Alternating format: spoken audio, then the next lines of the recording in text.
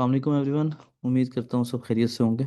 सो lecture को start करते हैं। सबसे पहले एक क्विक ओवरव्यू ले लेते हैं अभी तक हमने पीएचपी में क्या कवर किया है। फर्स्ट हमने कुछ सिंटैक्स जिसमें वेरिएबल्स, कंडीशंस, लूप्स और वो चीज़ें हमने कवर की थी।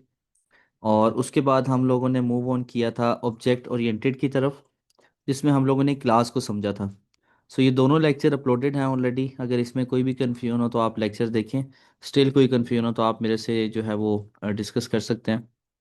सो आज का जो हमारा टॉपिक है, बेसिकली दो चीज़ें हम कवर करेंगे। फर्स्ट, डेटाबेसेस क्या होती हैं, किस तरह से डेटाबेस के साथ काम करते हैं।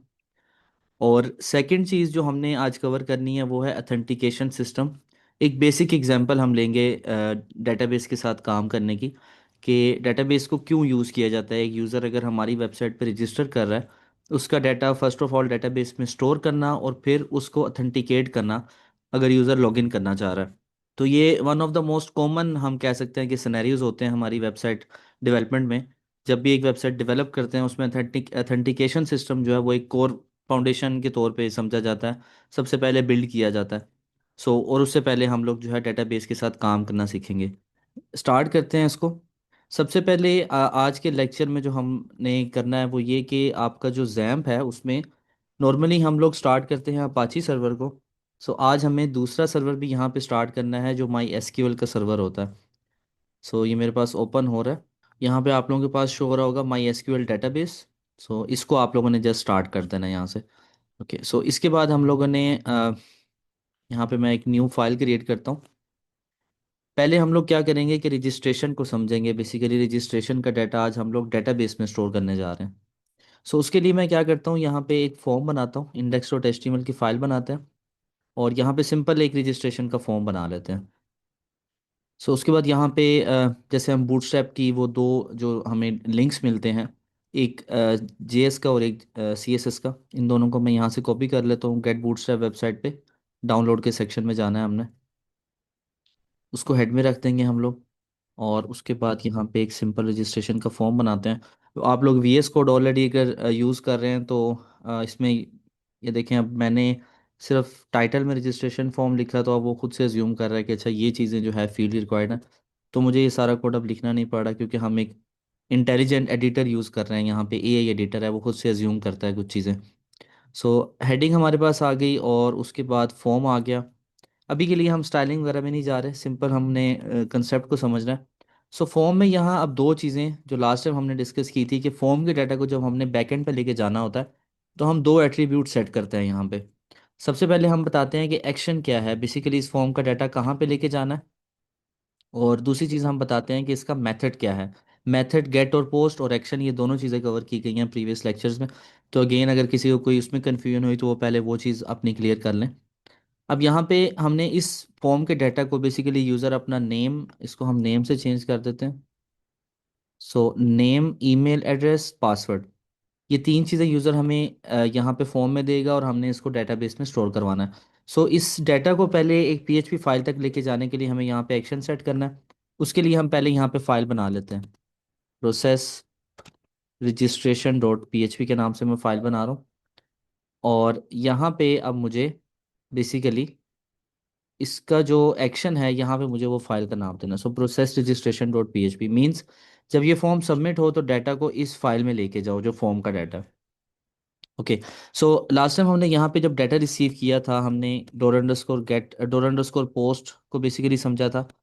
सो उन चीज़ों को यहाँ पे हम गेट कर लेते हैं सिंपली। जैसे यहाँ पे अगर हम देखें तो ये मुझे कुछ एज्यूम कर रहा है कि अगर सर्वर का रिक्वेस्ट मेथड पोस्ट है तो नेम्स को गेट करो, वैलिडेशन चेक करो, आफ्टर वैलिडेशन जो है ईमेल फॉर्मेट चेक करो। तो मैं एक मिनट के लिए इसको एक्सेप्ट करता हूँ, ये जो मुझे सजेस्ट कर रहा था। यहाँ पे उसने दो तीन चीज़ें मुझे सजेस्ट की हैं कि सबसे पहले तो हम मेथड चेक कर लेंगे, पोस्ट है। ये हम क्यों चेक कर रहे हैं, ताकि डायरेक्टली अगर प्रोसेस रजिस्ट्रेशन की फाइल कोई ओपन करता है तो हमारा सिस्टम उसको ओपन ना करने दे, इनवैलिड रिक्वेस्ट मेथड को प्रिंट करेगा यहाँ पे। तो उसके बाद तीनों जो हमारे पास फ्रंट एंड से डाटा आ रहा है उसको एचटीएमएल स्पेशल करेक्टर मींस उसमें थोड़ी सी वैलिडेशन है ये, कि अगर यूज़र ने फ्रंट एंड से कोई एज सच कोड इंजेक्ट करने की कोशिश की तो उसको हम लोग प्रिवेंट कर लेंगे। आफ्टर दैट सिंपल वैलिडेशन है, इफ़ कंडीशन है, जहाँ पे हम लोग ये चेक कर रहे हैं कि नेम, ईमेल, पासवर्ड में से कुछ भी एम्प्टी है तो सिंपली उसको यहाँ पे ऑल फील्ड्स आर रिक्वायर्ड का एक एरर मैसेज शो कर दो। एक मजीद वैलिडेशन यहाँ पे उसने ऐड की है, वो है आपकी फिल्टर वैलिडेट ईमेल। अब ये फिल्टर वैलिडेट ईमेल क्या है, इनको ये पीएचपी के स्टैटिक जो है वो कांस्टेंट है बेसिकली। सो ये प्री डिफाइन होते हैं। ये अगर हमें कोई भी देखना हो, लेट्स से मैं यहाँ पे अगर देखना चाहता हूँ कि एरर वैलिडेशन को एनेबल करने के लिए, यानी पीएचपी की डिफ़ॉल्ट एरर वैलिडेशन को एनेबल करने के लिए कौन सा कांस्टेंट है, तो ये सारी चीज़ें मुझे W3 स्कूल से मिल जाएंगी। कौन कौन से कांस्टेंट होते हैं, कब कब यूज़ किए जाते हैं। सो फिल्टर करो वेरिएबल को, फर्स्ट वेरिएबल डिफाइन करूं और दूसरा मैं फिल्टर डिफाइन करूं। क्या फिल्टर है? फिल्टर जो है वो वैलिडेट ईमेल का फिल्टर है। इसके बिहाइंड द सीन जो लॉजिक है एक्चुअली, कि फिल्टर में क्या क्या चीज़ें इंक्लूड होनी चाहिए। जैसे ईमेल में हमारे पास नॉर्मली होता है कि @ का साइन आना चाहिए, उसके बाद कोई ना कोई डोमेन आनी चाहिए, gmail.com, outlook.com, इस तरह से। तो वो सारी चीज़ें यहाँ पे हमारे पास इसकी बैकएंड पे चल रही हैं, हमें वो लिखनी नहीं पड़ रही, वो कॉन्स्टेंट डिफाइन हुआ हुआ है। सो उसके बाद अगर एरर आता है इनवैलिड ईमेल फॉर्मेट, और आफ्टर दैट हमने यहाँ पे रजिस्ट्रेशन सक्सेसफुल का उसने मैसेज दिया, लेकिन बेसिकली यहाँ पे अब हम लोग डेटाबेस का काम स्टार्ट करेंगे। सो हमारे पास डेटाबेस पे इंजेक्ट करने से पहले डाटा को हमारे पास वेरिएबल रेडी हो गया। सो अब हमने क्या करना है, यहाँ पे आपने ब्राउजर में जाना है और लिखना है local host slash php my admin। ये लिखने से पहले मेक श्योर आपने ये करना है कि जो मैंने आपको पीएचपी सर्विस बताई है बेसिकली वो आपकी स्टार्ट होनी चाहिए, यानी OS X सॉरी जैम्प के अंदर डेटाबेस सर्विस आपकी स्टार्ट होनी चाहिए। Okay, so local host slash php my admin हम लिखेंगे। यहाँ पे मैंने एक ये बनाई थी पहले, मैं इसको भी के लिए डिलीट कर देता हूँ। हम इसको दोबारा बनाते हैं। सो ड्रॉप करते हैं यहाँ पे। सो यहाँ पे न्यू पे आपने क्लिक करना है, और न्यू पे क्लिक करने के बाद यहाँ पे आप अपनी डेटाबेस का नाम देंगे। सो डेटाबेस, जैसे अगर मैं, ये बेसिकली आपके ब्रांड का नाम ही होता है, यानी अगर मैं कोई ई कॉमर्स वेबसाइट बना रहा हूँ दराज की, मैं कहता हूँ तो फिर डेटाबेस का नाम मेरे पास दराज हो जाएगा। मतलब नॉर्मली ब्रांड का नाम रखा जाता है, ताकि मल्टीपल आपके पास जब यहाँ डेटाबेस आ जाए तो आपको समझना आसान हो जाए कि अच्छा ये डेटाबेस इस प्रोजेक्ट के लिए बनाई थी। तो जो हमारा बेसिकली आने वाला लेक्चर है जो हमारा कल का लेक्चर है बेसिकली, उसमें हमने जो चीज़ कवर करनी है वो टू डू, एक सिंपल एप्लीकेशन जहाँ पे यूज़र अपने टास्क लिखे और बाद में उसमें मार्क एज कंप्लीट कर सके। तो ये चीज़ें बेसिकली हमने एक सिंपल सी एप्लीकेशन बनानी है। My to do application, my task basically user define करेगा। तो उसके लिए हम लोग सिंपल अभी नाम टू डू ही रख देते हैं। और जब आप नाम डिफाइन कर देंगे उसके बाद नेक्स्ट ऑप्शन वो आपको देगा कि आपने टेबल कौन सा डिफाइन करना है। तो टेबल्स बेसिकली क्या होते हैं, रो कॉलम्स का जो सिंपल हमारा स्ट्रक्चर होता है कि टॉप पे सॉरी कॉलम्स आपके चल रहे होते हैं, साथ में रोज चल रही होती हैं, और जैसे जैसे रोज आपकी बढ़ती जाती हैं वो हर रो आपका एक डाटा रिप्रेजेंट कर रही होती है बेसिकली।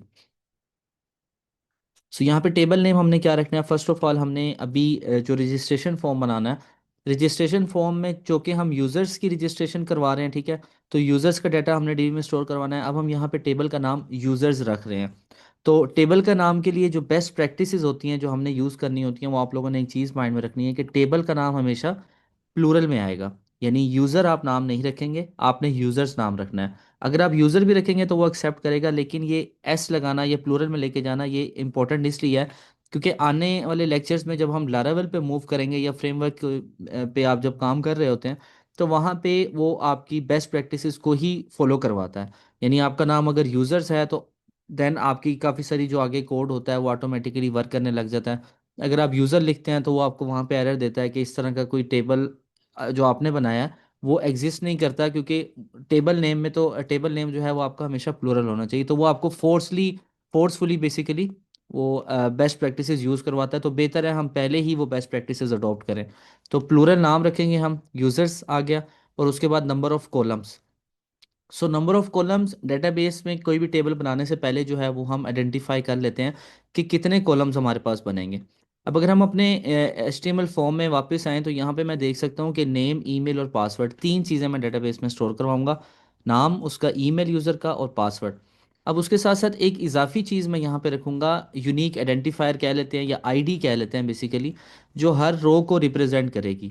यानी जो फर्स्ट रिकॉर्ड है उसकी आईडी मैं कहता हूँ 1 है, उसके बाद 2 3 इस तरह करके वो ऑटोमेटिकली इंक्रीमेंट होता जाएगा, ताकि हर एक जो रिकॉर्ड है उसकी आईडी यूनिक है मेरे पास।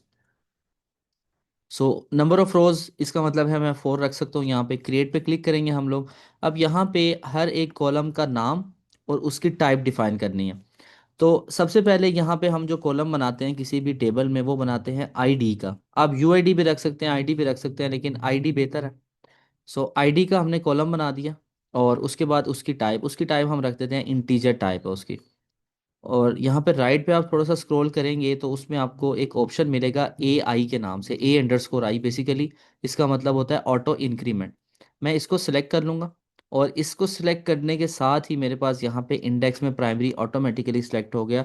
इसका मतलब ये है, ये मेरी प्राइमरी की है। प्राइमरी की क्या होता है इन फ्यूचर हम इसको मज़ीद डिटेल में देखेंगे। अभी के लिए हमने एक चीज़ माइंड में रखनी है कि ये आपकी, ये जो कॉलम है आपका, ये हर रो में इसकी वैल्यू डिफरेंट होगी। अगर आपके पास 100 यूज़र्स के रिकॉर्ड पड़े हैं तो आईडी हर एक यूज़र की डिफरेंट होगी। तो ऑटो इंक्रीमेंट और प्राइमरी यहाँ पे आपने फर्स्ट कॉलम का रख दिया। इसकी लेंथ वैल्यू डिफाइन करने की हमें ज़रूरत नहीं है, वो ऑटोमेटिकली उसकी डिफाइन कर देगा।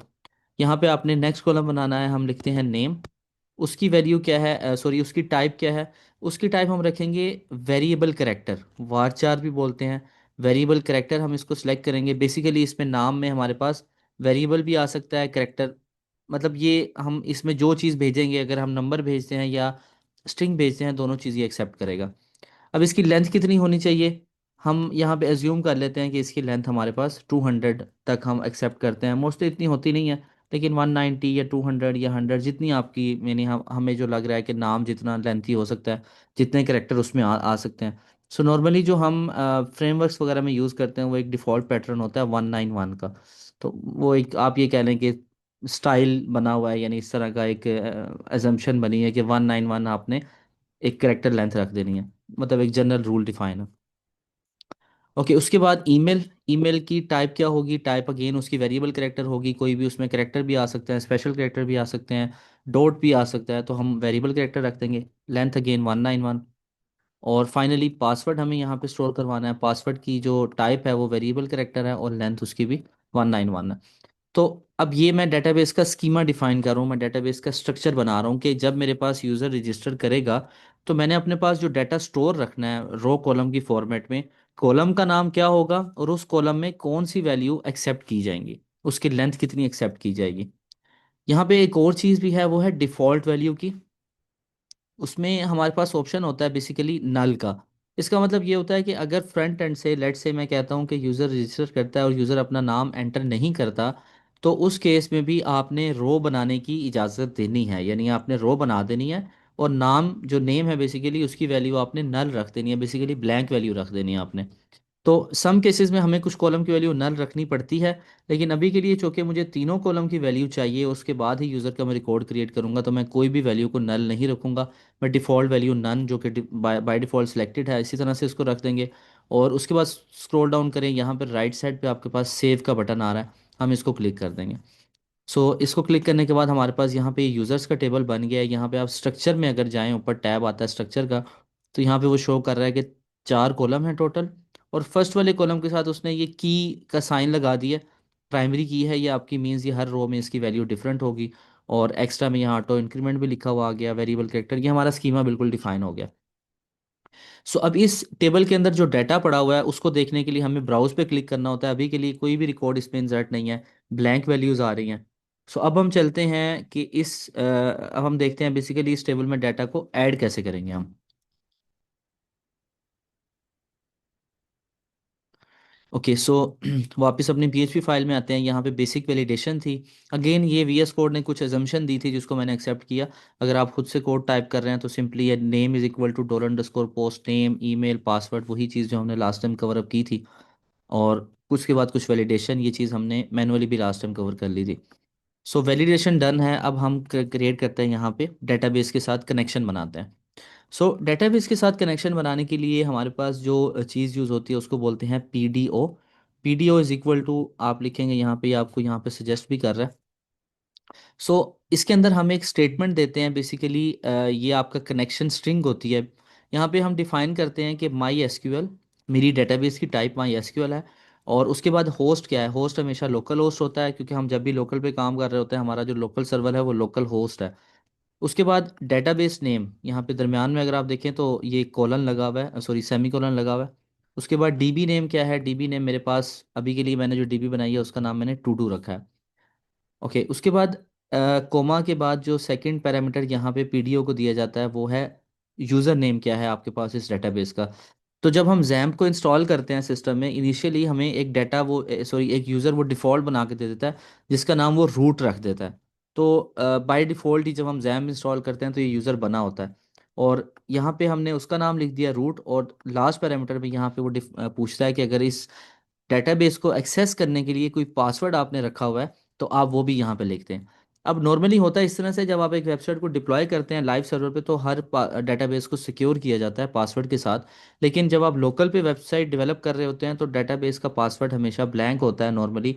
उसमें ये होता है कि आपको पासवर्ड याद ना रखना पड़े, तो ब्लैंक पासवर्ड आप यहाँ पे पास करते हैं। तो इस स्टेटमेंट से क्या होता है कि आपके पास डेटाबेस का कनेक्शन इस्टेब्लिश हो जाता है, यानी आप अब डीबी के साथ कनेक्शन बन गया आपका। अब आप अगर कोई भी क्यूरी चलाते हैं तो वो आपकी डेटाबेस में एग्जीक्यूट हो जाएगी। उसके बाद एक यहाँ पे पीडीओ के अंदर हम दो एट्रीब्यूट सेट करते हैं। पीडीओ का एक एट्रीब्यूट है एरर मोड, और उसकी वैल्यू जो है वो एरर मोड एक्सेप्शन। इसका मतलब ये होता है कि अगर मेरे पास डेटाबेस की किसी भी क्यूरी को एग्जीक्यूट करते हुए कोई एरर आ रहा है तो मुझे आपने एरर एक्सेप्शन थ्रो करनी है। तो ये चीज़ भी मैंने यहाँ पे सेट कर दी। अगर मैं ये लाइन नहीं लिखूंगा तो उसका इशू ये होता है कि अगर डेटाबेस में इंसर्ट करते हुए मुझे कोई एरर आ गया तो उसका जो एग्जैक्ट एरर है वो मेरे पास स्क्रीन पे प्रिंट नहीं होगा, तो मुझे पता नहीं रहेगा कि क्या एरर आ रहा है डेटाबेस में। तो इस चीज़ को एनेबल करने के लिए ये एक लाइन हमने यहाँ पे लिख दी। अब ये आप ये कह लें कि सेंटेक्स है, आपको ये थोड़ा दो तीन लाइनें में भी याद करनी पड़े, लेकिन अगर आप वीएस कोड पे काम कर रहे हैं इस तरह से तो वो साथ साथ आपको सजेस्ट करता जाता है कि आप मतलब नेक्स्ट लाइन ये होगी आपकी। ओके, उसके बाद नेक्स्ट लाइन अगेन वो मुझे यहाँ पे जो सजेस्ट कर रहा है कि बेसिकली ये रजिस्ट्रेशन है। तो यहाँ पे मुझे जो चीज़ बनानी है वो ये है कि स्टेटमेंट को प्रिपेयर करना है।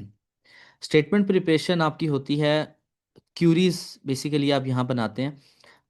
इससे पहले हम यहाँ पे एक चीज़ लिख लेते हैं क्यूरी को, इंसर्ट इनटू यूजर्स।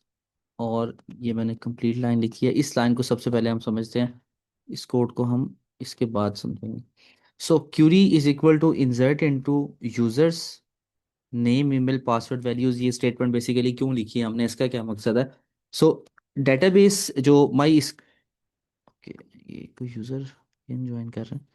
ओके, सो डेटाबेस में यानी माई एसक्यूएल जो बेसिकली है उसमें हम क्यूरी एग्जीक्यूट करते हैं, यानी डेटाबेस में हमने डाटा रखना है, स्टोर करना है, उसकी भी एक क्यूरी है।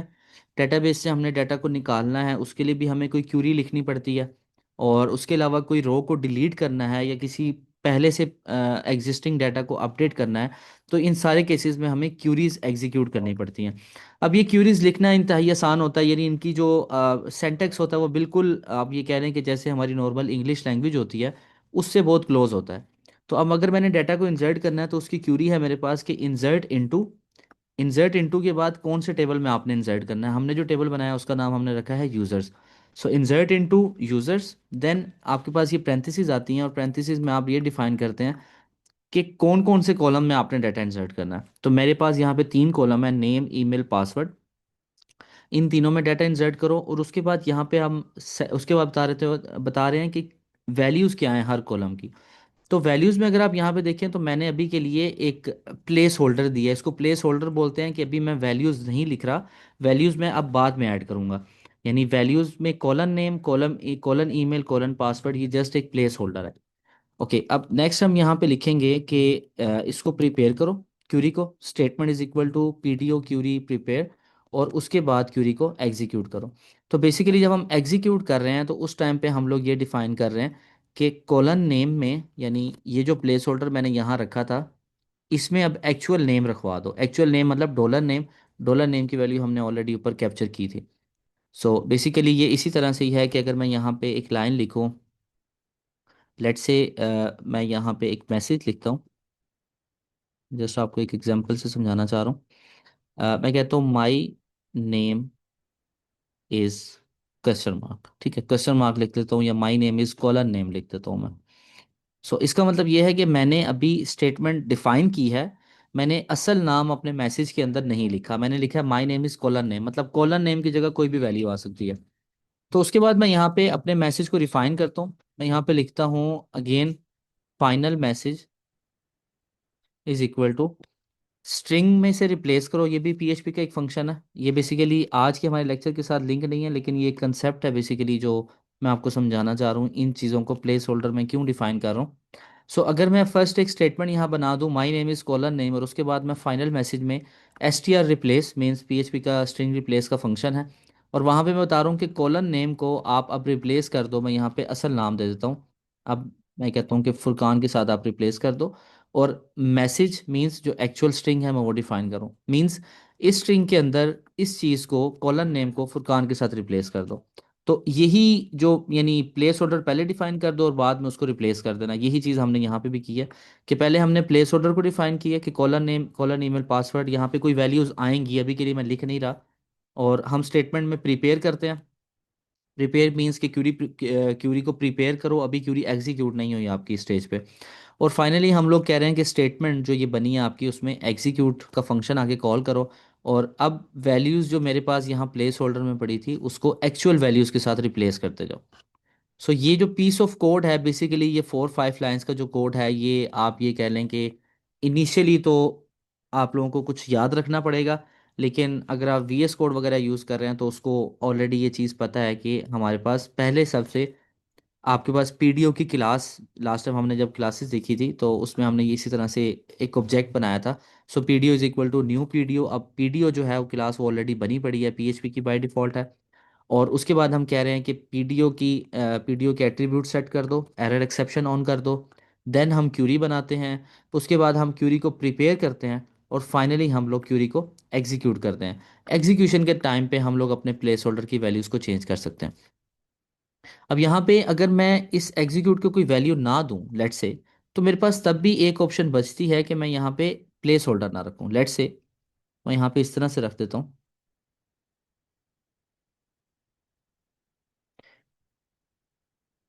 तो अब मैंने प्लेस होल्डर नहीं रखे, मैंने इस तरह से किया है कि users insert into table name, मतलब यूजर्स, देन इन तीनों कॉलम में ये तीनों वैल्यूज ऐड कर दो। सो नेम, ईमेल और पासवर्ड जो ऑलरेडी मैंने बनाए हुए थे वो यहाँ पे आप रख दो। तो ये भी एक्सेप्टेबल है, और जो मैंने पहले किया था एग्जीक्यूट के टाइम पे यहाँ पे प्लेस होल्डर डिफाइन कर दो, एग्जीक्यूशन के टाइम पे आप वैल्यूज दे दो, वो भी एक्सेप्टेबल है। तो जो भी दोनों में फॉर्मेट आपको ईजी लग रहा हो आपने वो देख लेना। ओके, सो उसके बाद हम लोग अब यहाँ पे एग्जीक्यूट को इक्वल कर लेते हैं रिजल्ट के। Result is equal to statement execute. और अब हम यहाँ पे देखेंगे कि अगर तो रिजल्ट सक्सेसफुल है, बेसिकली जब आपकी कोई भी क्यूरी एग्जीक्यूट होती है यानी डेटाबेस में हम डाटा रखवाते हैं, तो उस टाइम पे हमें क्यूरी एग्जीक्यूशन के बाद एक रिजल्ट मिलता है, ट्रू या फॉल्स। आपकी क्यूरी एग्जीक्यूट हो गई तो ट्रू है, अगर एग्जीक्यूट नहीं हुई तो फॉल्स है, मीन्स कि आपके पास क्यूरी एग्जीक्यूशन में कोई ना कोई एरर आ गया। तो उसी चीज़ को मैंने यहाँ पे चेक किया कि अगर तो रिजल्ट है, इसका मतलब यही होता है कि अगर रिजल्ट में वैल्यू ट्रू है तो इको कर दो रजिस्ट्रेशन सक्सेसफुल, अदरवाइज इको कर दो एरर ड्यूरिंग रजिस्ट्रेशन। यहाँ पे एक चीज़ अभी हमने नहीं की, वो ये है कि पासवर्ड बेसिकली जैसे ही हमने फ्रंट एंड से रिसीव किया, हमने उसको वैसे ही डीबी में रख दिया। तो पहले हम इस चीज़ को चेक करते हैं कि अभी इसमें इशू क्या है, और फिर हम उस चीज़ को सॉल्व करेंगे। So index dot H T M L की फ़ाइल है हमारे पास, प्रोसेस रजिस्ट्रेशन पे जा रहा है, और ये फाइल मेरे पास कंप्लीट है आई थिंक। सो कोड हमारे पास ओके है, इसको चेक करते हैं यहाँ पे। So local host slash class 7 है ये मेरे पास। सिंपल रजिस्ट्रेशन फॉर्म है, यहाँ पे नेम ऐड करते हैं, ईमेल और पासवर्ड। रजिस्टर पे क्लिक करते हैं, ऑल फील्ड्स आर रिक्वायर्ड का मैसेज दे दिया उसने मुझे। इट मीन्स कि कोई ना कोई वैल्यू मेरे पास मिसमैच हो रही है यहाँ पे। तो हम जाते हैं वापस index dot H T M L में। सो अब अगर आप देखें यहाँ पे इशू हमारे पास ये आया है कि इन तीनों इनपुट फील्ड की वैल्यूज़, सॉरी जो नेम का एट्रीब्यूट है मैंने वो डिफाइन नहीं किया। तो यानी अगर मैं यहाँ पे इनपुट फील्ड का नाम रखूँगा, name is equal to name, अब बैकएंड पे वैल्यू मेरे पास जाएगी, सो ईमेल और इसी तरह से पासवर्ड। सो ये मैंने पहले नहीं रखा था, इस वजह से बैकएंड पे मेरे पास इन तीनों की वैल्यूज़ ब्लैंक जा रही थी। सो अगेन इसको रिफ्रेश करते हैं, और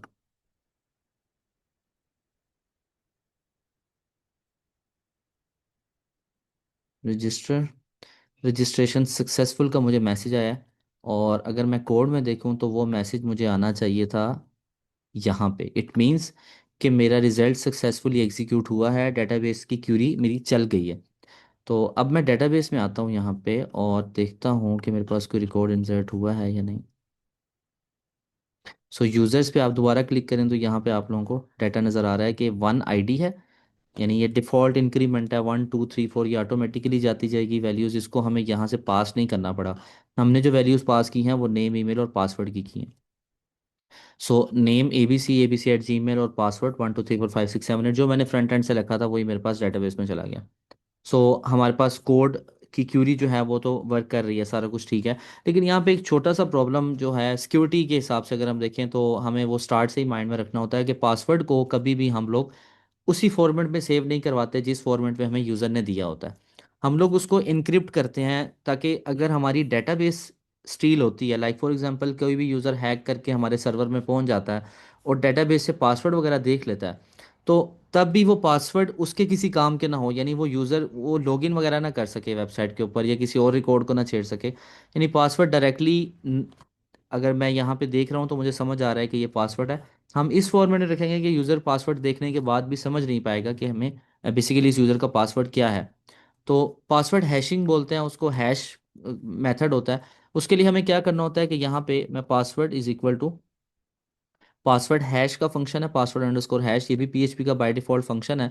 और यहाँ पे फर्स्ट मैं पास करता हूँ कि किस वैल्यू को मैं हैश करना चाह रहा हूँ, और दूसरा मैं मैकेनिज्म पास करता हूँ। मल्टीपल मेथड्स होते हैं, मैकेनिज्म होते हैं पीएचपी की हैशिंग के। जो सबसे पॉपुलर है, जो आगे लारावेल भी यूज़ करता है, वो बी क्रिप्ट है बेसिकली। आप जैसे यही है कि एक मेरे पास स्ट्रिंग है, वो कितनी कम्प्लेक्स उसका फॉर्मेट बनेगा हैशिंग के बाद, ये मल्टीपल मेथड्स है, मैकेनिज्म है। तो बी क्रिप्ट जो है वो हम ये कह लेते हैं कि आगे लारावेल में भी बी क्रिप्ट यूज़ हो रहा है, तो ये सबसे सेफ मेथड अभी के लिए समझा जाता है पीएचपी के वर्ल्ड में, यानी लारावेल में और इस सारी वेब डेवलपमेंट में, कि अगर आपने बी क्रिप्ट का हैश किया हुआ तो वो ब्रेक नहीं हो सकता। सो अब मैं इसको हैश करके स्टोर करूंगा और हमने रिजल्ट देखना है कि किस तरह से आएगा। एक और रजिस्ट्रेशन करेंगे यहाँ पे हम, बैक जाता हूँ मैं और एक और यूज़र रजिस्टर करते हैं, XYZ। और अगेन मैं 1 2 3 4 5 6 7 8 पासवर्ड रख रहा हूँ यहाँ पे। रजिस्टर करते हैं, रजिस्ट्रेशन सक्सेसफुल है, यहाँ पे आके रिजल्ट देखते हैं। सो अब अगर आप रिजल्ट देखें सेकंड रो का, तो ये पासवर्ड मेरे पास हैश होने के बाद आया है। तो ये उसकी सिक्योर स्ट्रिंग उसने बना दी, ऑलमोस्ट 60 लेंथ की ये स्ट्रिंग है। और ये 1 2 3 4 5 6 7 8 का ही आप कह लें कि हैश्ड वर्जन है, ताकि यूज़र इस पासवर्ड को समझ ना पाए। तो इस तरह से हम लोग पासवर्ड को हैश करते हैं, ये सिंपल टेक्निक एक हमें यहाँ पे देखनी पड़ती है साथ साथ। ओके, सो डेटाबेस से रिलेशन फर्स्ट ऑफ ऑल हमने इस्टेब्लिश किया, उसके बाद हमने अपनी क्यूरी प्रिपेयर की, क्यूरी प्रिपेयर करने के बाद हमने क्यूरी एग्जीक्यूट की, और एग्जीक्यूशन का हमें रिजल्ट मिला या ट्रू या फॉल्स, और उसके बेस पे हमने यहाँ पे मैसेज प्रिंट कर दिया कि आप रजिस्टर हो गए हैं, या दूसरा मैसेज है कि आपको कोई एरर आ गया ड्यूरिंग रजिस्ट्रेशन। हमने एचटीएमएल फॉर्म से डाटा लिया, बैकएंड पे डाटा को वैलिडेट किया और डीबी में इंसर्ट कर दिया, यहाँ तक हमने काम कंप्लीट कर लिया। अब बेसिकली मुझे क्या करना है कि यूज़र रजिस्टर हो गया, अब मैंने यूज़र को ये अलाउ करना है कि यूज़र बेसिकली वेबसाइट के ऊपर लॉगिन कर सके। तो जैसे मैंने अपना रजिस्ट्रेशन का फॉर्म बनाया यहाँ पे, इसी तरह से मैं एक लॉगिन फॉर्म भी क्रिएट करूँगा। और लॉगिन फॉर्म पे फिर हम देखेंगे कि वैलिडेशन कैसे काम करती है, मतलब जो डेटाबेस में हमने रिकॉर्ड रखा हुआ है। अब यूज़र आता है, जैसे ये एक यूज़र रजिस्टर है और यूज़र अपना ईमेल ऐड करता है XYZ@gmail, और पासवर्ड ऐड करता है। तो हमने डेटाबेस से वैल्यूज़ को चेक करना है, अथेंटिकेट करना है, और फिर यूज़र को मैसेज देना है कि ठीक है, आप सक्सेसफुली जो है वो साइन इन हो गए हैं। अब आप लेट से डैशबोर्ड में जा सकते हैं, ये जो भी आगे की फंक्शनैलिटी हमने बनानी होगी वो हम बाद में देखेंगे।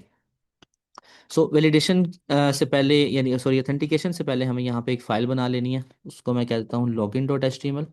यहाँ पे लॉगिन फॉर्म मुझे क्रिएट करना है, सिंपल। लॉगिन बॉडी में आते हैं और यहाँ पे div कंटेनर रो, और उससे पहले यहाँ पे वो दो लाइंस भी हमें ऐड अप करनी है, जो कि बूटस्ट्रैप का लिंक और सी, ये जावास्क्रिप्ट है बेसिकली। फॉर्म बना लेते हैं, फॉर्म का एक्शन क्या है बेसिकली हमारे पास। अभी के लिए मैं एक्शन की फ़ाइल बाद में बनाऊंगा, ये मुझे सजेस्ट कर रहा है कि प्रोसेस लॉगिन आप नाम रखेंगे, इसको एक्सेप्ट कर लेते हैं। फॉर्म मेरा क्रिएट हो गया और यहाँ पे मेरे पास ईमेल एड्रेस और पासवर्ड। सो दो चीज़ों से हम लोग यहाँ वैलिडेट करवा रहे हैं, अथेंटिकेट करवा रहे हैं, कि यूज़र अपना ईमेल ऐड करेगा और पासवर्ड ऐड करेगा, और हम डेटाबेस में चेक करेंगे कि इस ईमेल और पासवर्ड का अगर कोई रिकॉर्ड पड़ा हुआ है तो हम यूज़र को कहेंगे कि आपकी सक्सेसफुली जो है वो आपने लॉगिन कर लिया है, अदरवाइज़ हम उसको एरर मैसेज शो कर देंगे। यहाँ पे एक फ़ाइल क्रिएट करेंगे हम लोग प्रोसेस लॉगिन डॉट पी के नाम से। और अभी के लिए मैं सिंपल यहाँ पे एक कोड रखता हूँ।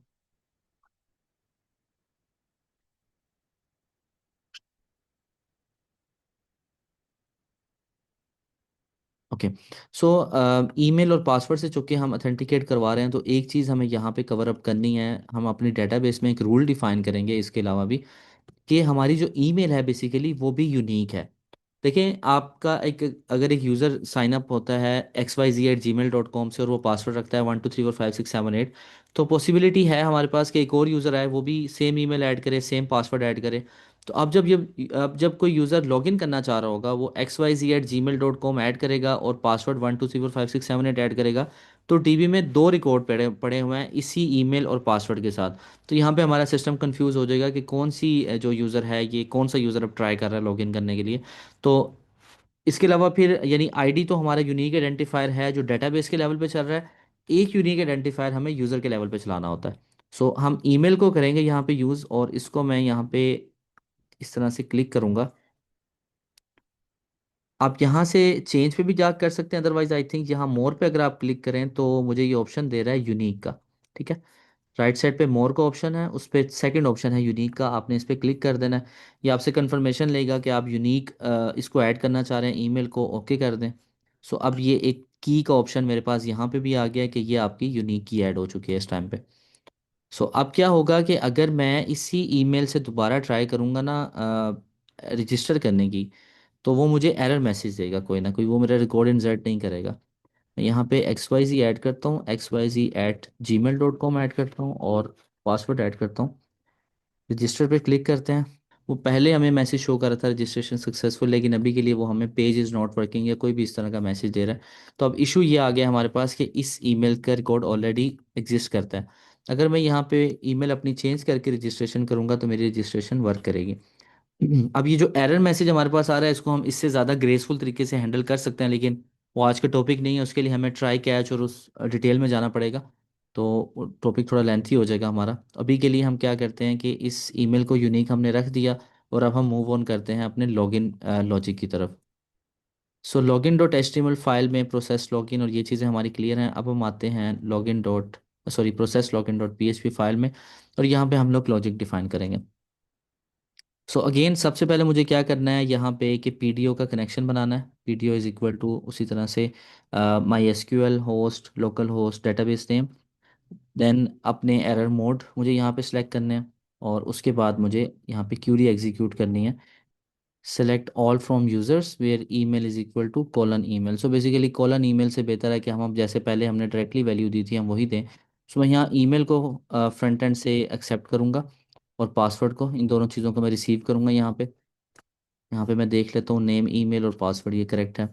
सो नेम और ईमेल को मैंने दो वेरिएबल्स में रखवा दिया। Query is equal to select all from users where email is equal to, यहाँ पे मैं कहूँगा इस तरह से स्ट्रिंग लिख के हम डॉलर ईमेल दे देते हैं।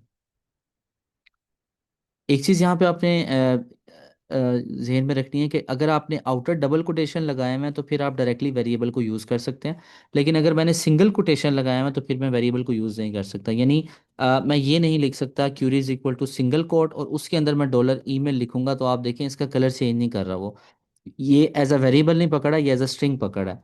तो इसके लिए मुझे यहाँ पे ज़रूरी है कि डबल कोट करूँगा मैं, स्टार्टिंग और एंडिंग पे डबल कोटेशन आए, उसके अंदर मैं डायरेक्टली वेरिएबल को यूज़ करना चाहूँ तो मैं कर सकता हूँ। उसके बाद हम लोग स्टेटमेंट को प्रिपेयर करेंगे, एग्जीक्यूट करेंगे, और एग्जीक्यूशन के बाद हमें एक रिकॉर्ड मिलेगा। हम ये एज्यूम कर लेते हैं कि हमें जब यूज़र फ्रंट एंड से कोई भी इस तरह की क्यूरी, यानी हम ईमेल ऐड करते हैं यूज़र की और select all from users where email is equal to email करके हम क्यूरी एग्जीक्यूट कर रहे हैं। अब हम एक रिकॉर्ड लाना चाह रहे हैं डेटाबेस से, वो वाला रिकॉर्ड जहाँ पे ईमेल वो वाली ईमेल हो जो यूज़र ने ऐड की है। तो इस स्टेटमेंट का मतलब क्या हुआ? अगेन जैसे मैंने बताया ये इंग्लिश लैंग्वेज से काफ़ी क्लोज है, तो सेलेक्ट वो सारी वो सारा डाटा सेलेक्ट करो यूजर्स के टेबल से। ठीक है, select all from users table, जहाँ पे where email is equal to email, जहाँ पे ईमेल इस ईमेल के बराबर हो जो यूज़र ने ऐड किया। सो प्रिपेयर किया, एग्जीक्यूट किया, और उसके बाद हमने ये न्यू लाइन लिखी कि user is equal to statement जो एग्जीक्यूट आपकी हुई है उससे फेच करो, फेच अशोक। ठीक है, पीडीओ फेच अशोक का मतलब है एसोसिएटिव अरे, जो हमने लास्ट टाइम समझी थी। मतलब डेटाबेस से जब डाटा मेरे पास आएगा तो कुछ इस तरह से दिखेगा। एक अरे होगी, name is equal to ABC जो भी हमने रिकॉर्ड रखा हुआ है, और email is equal to abc@gmail.com, और पासवर्ड इज इक्वल टू कोई भी पासवर्ड मेरे पास यहाँ पे इस तरह से। तो बेसिकली इस तरह से रिकॉर्ड मुझे लेना है अगर डेटाबेस से एसोसिएटिव फॉर्म में, कि जो कॉलम है बेसिकली वो आपके पास की बन जाएगी, और राइट साइड वैल्यू जो आपकी यानी रो की वैल्यू है वो आपके पास वैल्यू बन जाए। उसके लिए मुझे फेच को ये पैरामीटर देना पड़ता है, PDO colon colon fetch assoc. Okay, so ये हो गया हमारा। ओके, सो यूज़र हमने फेच कर लिया। अब उसके बाद नेक्स्ट चीज़ हमारी ये है कि हमने पहले तो ये चेक करना है कि इस यूज़र के साथ कोई रिकॉर्ड एग्जिस्ट करता है। मींस ये यूज़र का जो वेरिएबल है ये ब्लैंक है, ये इसमें कोई रिकॉर्ड आया है। और उसके बाद हम लोग सेकंड जो एंड के साथ जो चीज़ चेक कर रहे हैं वो है पासवर्ड वेरीफाई का फंक्शन। ये पीएचपी का बाय डिफ़ॉल्ट फंक्शन है, ये दो पैरामीटर लेता है। फर्स्ट पैरामीटर पासवर्ड जो यूज़र ने ऐड किया है, और दूसरा हम लोग यूज़र पासवर्ड ले रहे हैं। User password means user. तो इस सारी चीज़ से पहले हम यहाँ पे इसको चेक करते हैं कि हमारे पास रिकॉर्ड जो डेटाबेस से आया है वो रिकॉर्ड क्या है। उसके बाद नेक्स्ट चीज़ हमारे लिए समझना आसान हो जाएगी। सो वार डम करते हैं यूज़र को और इसको एग्जिट कर देते हैं यहाँ पे कोड को फिलहाल। सो हमने क्या किया, डेटाबेस के साथ कनेक्शन इस्टेब्लिश किया। ईमेल पासवर्ड फ्रंट एंड से जो हमें आए थे वो हमने रिसीव किए, उसको हमने क्लीन किया लाइक एचटीएमएल स्पेशल करेक्टर वगैरह। और क्यूरी बनाई हमने कि वो सारा डाटा गेट करो डेटाबेस से जहाँ पे ईमेल जो यूज़र ने ईमेल ऐड किया उसके बराबर है। और देन हमने पीडीओ को प्रिपेयर किया, पहले प्रिपेयर किया जाता है फिर स्टेटमेंट को एग्जीक्यूट किया जाता है। और आफ्टर एग्जीक्यूशन हमने कहा कि फेच करो, अब जो एग्जीक्यूशन हो चुकी है तो रिकॉर्ड फेच करो, जो हमें डेटाबेस से मिला है इस फॉर्मेट में, एसोसिएटिव अरे की फॉर्मेट में रिकॉर्ड को फेच किया जाए। तो फेच करने के बाद हम देखते हैं कि बेसिकली रिकॉर्ड हमारे पास किस तरह से आया। तो अपने लॉगिन फॉर्म को ओपन करते हैं यहाँ पे, login dot H T M L. ये इसमें हेडिंग वगैरह कोई ऐड नहीं की इसलिए टॉप से इस तरह का लग रहा है। यहाँ पे एक हेडिंग ऐड कर लेते हैं हम, H1 की रख लेते हैं, लॉगिन टू योर अकाउंट कह लेते हैं इसको। उसको मैं मार्जिन टॉप दे देता हूँ 5, थोड़ा सा टॉप से नीचे आ जाएगा ये कि लॉगिन टू योर अकाउंट। यहाँ पे अब मैं ईमेल ऐड करता हूँ, सो xyz@gmail.com, और पासवर्ड 123456 पासवर्ड ऐड करता हूँ, लॉगिन। यहाँ पे ये मेरे पास इस टाइम रिजल्ट आया। अरे है जिसके अंदर चार जो है वो वैल्यूज़ हैं एक अरे के अंदर। पहली वैल्यू है आईडी, और दूसरी वैल्यू है नेम, उसके बाद मेरे पास तीसरी वैल्यू ईमेल की आ गई, और पासवर्ड है जिसकी 60 जो है 60 लेंथ है, और ये मेरे पास पूरा पासवर्ड भी डेटाबेस से आ गया। सो बेसिकली इस फॉर्मेट में डाटा मेरे पास आ रहा है। अगर मैं उसको यहाँ पे अगेन देखते हैं, फैच सोक दे रहा हूँ। सो देखते हैं कि अगर मैं फैच सोक नहीं देता तो डाटा का फॉर्मेट क्या आता है, जस्ट ट्राई करने के लिए। सो आईडी में पहले वो क्या कर रहा है कि एक इंटीजर है जिस यानी वैल्यू 2 है, उसके बाद उसने ज़ीरो दिया जिसमें इंटीजर है वैल्यू 2 है, उसके बाद उसने क्या किया कि नेम है जिसमें वैल्यू एक्स वाई जी है, और फिर 1 के अंदर भी उसने एक्स वाई जी, यानी अगर आप देखें तो डुप्लीकेट आ रहा है। एक्स वाई जी पहले वो 1 के साथ दे रहा है, फिर एक्स वाई जी वो नेम के साथ दे रहा है, यानी एसोसिएटिव भी आ रही है और इंडेक्स्ड अरे, वो दोनों चीज़ें हमारे पास यहाँ पे रिटर्न हो रही हैं इस डाटा के साथ। 1 पे भी वैल्यू पड़ी है और नेम के ऊपर भी वैल्यू पड़ी है। तो बेसिकली ये डुप्लीकेशन होती है आपकी, कि इंडेक्स और एसोसिएटिव अरे बाय डिफॉल्ट वो दोनों हमें रिटर्न करता है। हम उसे कहते हैं कि हमें सिर्फ एक फॉर्मेट दो एसोसिएटिव अरे का, उस केस में वो क्या करेगा कि अब इंडेक्स अरे खत्म कर देगा, सिर्फ एसोसिएटिव अरे रह जाएगी आपके पास। तो अब हमारे पास मींस यूज़र आ गया डेटाबेस से। कौन सा यूज़र आया, जिसकी ईमेल यहाँ पे ये वाली ईमेल है। अब मैं ट्राई करूँगा यहाँ पे 1 मिनट के लिए कि मैं वैल्यू को गलत ऐड करता हूँ, यानी मैं ईमेल को गलत ऐड करता हूँ यहाँ पे, और लॉगिन करता हूँ। सो रिजल्ट देखें, फॉल्स मींस बुलियन यूज़र के अंदर जो है मेरे पास एक बुलियन वैल्यू आ गई है फॉल्स की। यूज़र आपका एग्जिस्ट नहीं करता इस ईमेल से। ओके, सो इसके बाद मींस हमने जब यूज़र गेट कर लिया और एसोसिएटिव फॉर्मेट में गेट कर लिया, अब हम ये अपनी क्यूरी एग्जीक्यूट कर सकते हैं कि फर्स्ट ऑफ ऑल यूज़र आपका एग्जिस्ट करता है। सेकंड, पासवर्ड वेरीफाई करो, इस पासवर्ड को जो यूज़र ने ऐड किया था उसको वेरीफाई करने की कोशिश करो जो पासवर्ड हमें डेटाबेस से रिसीव हुआ है। अब पासवर्ड वेरीफाई क्या होता है? ये हैश मैचिंग है। ये पीएचपी खुद से जो यूज़र ने पासवर्ड ऐड किया है उसको हैश करके मैच करने की कोशिश करेगा जो डेटाबेस में पासवर्ड पड़ा हुआ है। मींस सिक्योर वे में आपका वैल्यू चेक हो रही है। आप इस तरह से नहीं कर रहे कि यानी मैं इस तरह से नहीं चेक कर सकता कि dollar password is equal to user password, इस तरह से मैं चेक नहीं कर सकता, क्योंकि जो यूज़र के अंदर पासवर्ड मैंने स्टोर करवाया था वो पासवर्ड मैंने हैश करके स्टोर करवाया था। तो अब मुझे स्पेसिफिक फंक्शन यूज़ करना पड़ेगा उन वैल्यूज़ को कंपेयर करने के लिए। सो पासवर्ड वेरीफाई करो। अगर पासवर्ड वेरीफाई हो जाता है तो आपको लॉगिन सक्सेसफुल, उसके बाद लेट्स से अभी वेलकम कर देते हैं, otherwise invalid email and password. So हम इसको अब चेक करते हैं यहाँ पे। फर्स्ट अगर मैं फॉल्स इन्फॉर्मेशन ऐड करूँ, इनवैलिड ईमेल एंड पासवर्ड, और उसके बाद अगर मैं करेक्ट ईमेल यहाँ पे ऐड करके लॉगिन करता हूँ तो लॉगिन सक्सेसफुल वेलकम में यहाँ पे उसने नेम प्रिंट करने उसका नेम प्रिंट कर दिया। बेसिकली हमारे पास ये स्टेटमेंट एग्जीक्यूट हो गई है लॉगिन सक्सेसफुल की। सो यूज़र की अथेंटिकेशन हमारी जो है उसको हम यहाँ पे कवर कर रहे हैं कि फ्रंट एंड से यूज़र ने अपनी ईमेल ऐड की, हमने ईमेल के थ्रू यूज़र एक डेटाबेस से निकाल लिया। अब हमें ये कैसे पता लगा कि एक ईमेल के अगेंस्ट एक ही यूज़र है? वो हमने डेटाबेस को डिज़ाइन करते हुए ये डिफाइन कर दिया कि ईमेल की जो की है वो यूनिक है। यहाँ पे ईमेल का कॉलम यूनिक है, इसमें डुप्लीकेट वैल्यूज नहीं आ सकती। और डेटा को निकालने के बाद हम नेक्स्ट यहाँ पे काम किया पासवर्ड वेरीफाई का, कि जो पासवर्ड यूज़र ने एंटर किया उसको पासवर्ड वेरीफाई के फंक्शन के साथ डेटाबेस से जो पासवर्ड आया उसके साथ कंपैरिजन किया। अगर इसका रिजल्ट भी हमें ट्रू मिला और यूज़र भी हमें डेटाबेस से मिल गया, दोनों केसेस ओके हैं, इट मीन्स कि ये यूज़र जो लॉगिन करने की कोशिश कर रहा है ये हमारे पास एग्जिस्ट करता है, पासवर्ड भी ठीक ऐड कर रहा है। सो यहाँ तक हमारा ऑथेंटिकेशन की लॉजिक क्लियर होती है। पासवर्ड प्रोसेस रजिस्ट्रेशन में हमने रजिस्ट्रेशन की लॉजिक क्लियर कर ली थी। अब यहाँ पे एक जो कंसेप्ट है वो है सेशंस का। सेशन के कंसेप्ट पे जाने से पहले अगेन अगर किसी का कोई क्वेश्चन है तो वो पूछ सकता है, देन हम आगे मूव करते हैं। अथेंटिकेशन सिस्टम में किसी का कोई भी क्वेश्चन है, ये बहुत बेसिक अथेंटिकेशन सिस्टम हमने बिल्ड किया ऑब्वियसली। इससे बहुत एडवांस लेवल की बिल्ड हो सकती है in case of validation and security और वो चीज़ें। लेकिन वो चीज़ें जो कि ऑलरेडी फ्रेमवर्क्स में कवर हैं तो हम उसको उस व्हील को री इन्वेंट करने की कोशिश नहीं कर रहे, क्योंकि वो चीज़ हमने इवेंचुअली कवर कर लेनी है अपनी। तो लेकिन जो लॉजिक है, जो फंडामेंटल है, जो सिनेरियो पीछे चल रहा होता है, आपको मैं वो समझाने की कोशिश कर रहा हूँ कि वैलिडेशन किस तरह से, अथेंटिकेशन किस तरह से काम करती है। नेक्स्ट मूव ऑन करते हैं। एक ही टॉपिक हमारा रह गया है, यहाँ तक दो चीज़ें हमने कवर कर ली हैं। डेटाबेस में डाटा को इंसर्ट कैसे करते हैं, डेटाबेस से डाटा को निकालते कैसे हैं, और दोनों चीज़ों के साथ ओके प्रोसेस लॉगिन को मैं रिपीट करता हूँ। So login dot H T M L की फ़ाइल से हमने ईमेल और पासवर्ड यूज़र ने ऐड किया, उसका डाटा हमने login process login dot P H P की फ़ाइल पे हम सबसे पहले ले आए। और इन दो लाइंस को मैं एक्चुअली ऊपर रख देता हूँ, क्योंकि ये हमारी पीडीओ से रिलेटेड नहीं है। यहाँ पे रख देता हूँ। सो हमने ईमेल और पासवर्ड को रिसीव किया फ्रंट एंड से जो वैल्यूज़ आ रही थी। उसके बाद हमने कनेक्शन बनाया डेटाबेस के साथ। Connection PDO is equal to new PDO, ये हमारे पास पीएचपी की बिल्ट इन क्लास है। उसके अंदर हमने स्टेटमेंट पूरी पास की।